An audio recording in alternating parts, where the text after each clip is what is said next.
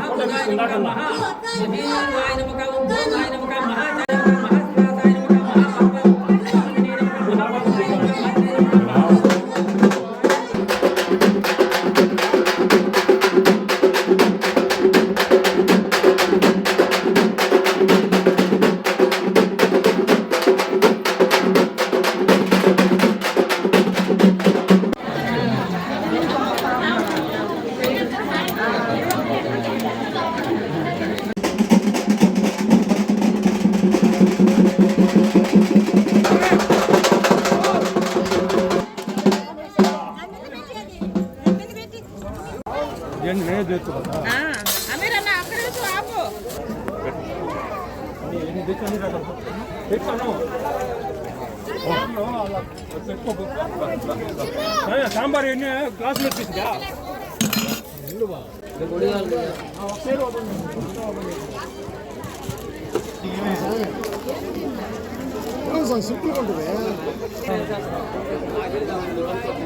Category తీసుకుంటారు. నేను తీసుకోలేదు కానీ ఓపెన్ చేస్తాను.